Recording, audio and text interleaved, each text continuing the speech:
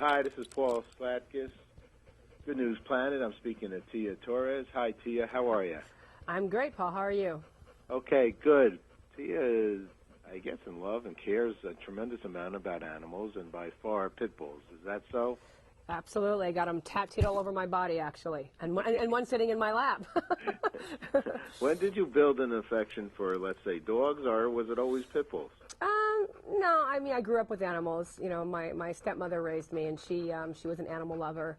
So I've always had, animals in my life. But I would have to say pit bulls, came into my life about 17 years ago, and have never left. Been there ever since. Aha.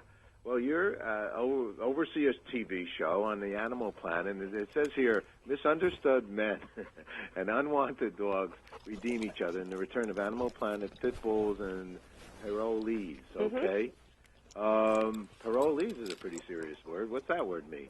Well, parolees, guys coming out of prison, guys that have done their time in prison, they're coming out, and, they're trying to walk the right path and do the right thing and become productive members of society. And, putting them together with these dogs, they feel connected to them. They feel that society looks at them the same way as society looks at these dogs. They're scary looking, they're big and muscular, they just are perceived in a bad light. And so the two kind of mesh together and try to ask for forgiveness and another chance at life. Okay. And how did the two get together, the parolees and the pit bulls? How did this show come about?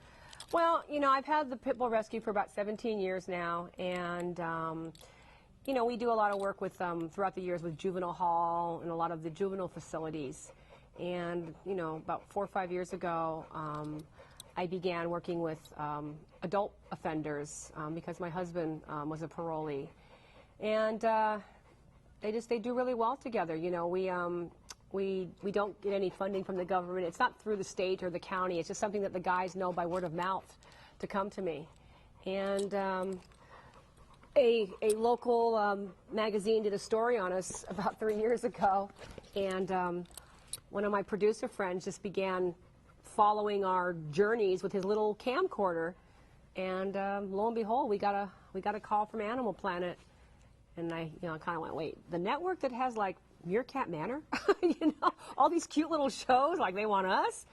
And they said, yeah, we're looking for a show with a little more edge. And I said, you've come to the right place.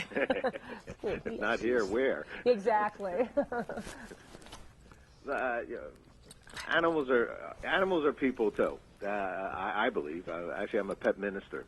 Oh. And I play in a pet rock and roll band. Everybody's connected to animals. Oh, animals are the best. They're magic. They're just, all animals are. It's just, anybody who picks on an animal, and hurts an animal, in our opinion, it's just someone who's going to grow on to hurting children and hurting women and hurting mankind. And you can't solve the animal abuse problem until you solve the people abuse problem. So, if we didn't take on these parolees and they just got released from prison and moved in next door and went about their business, who knows? They may not have had that chance. And so we stepped up to the plate, and us and the dogs. And it's been a great partnership.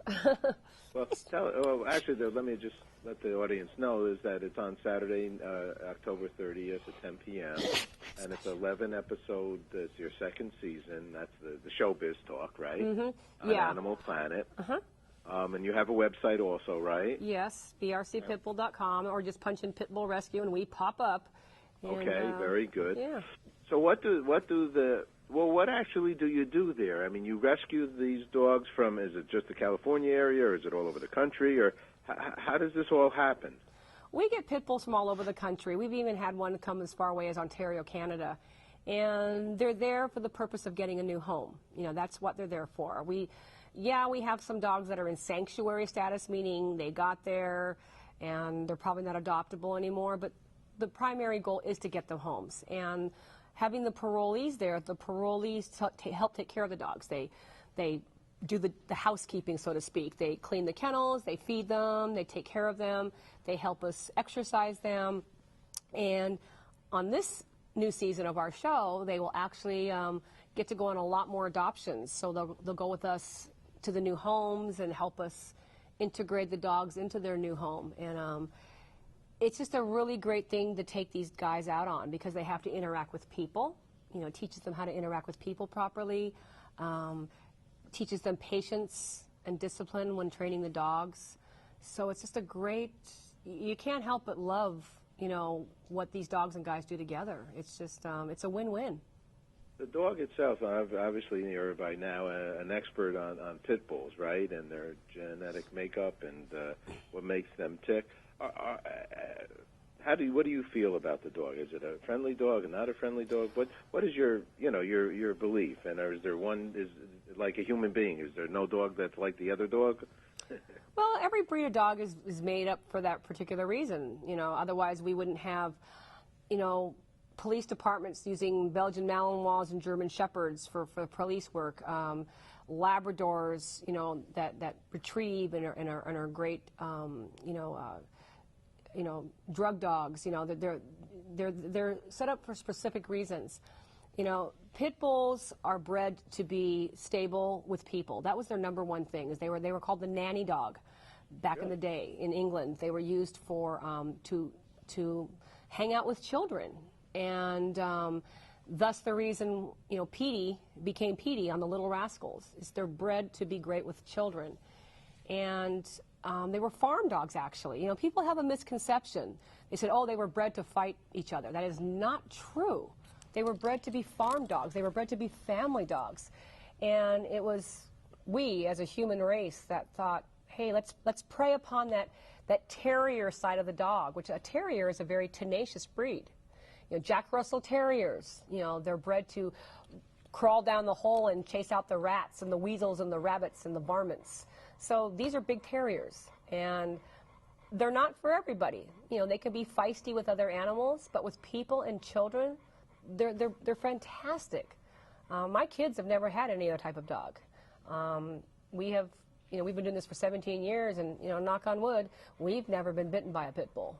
Not to say that my kids and myself haven't been bitten by other breeds of dogs, but not by any of our pit bulls.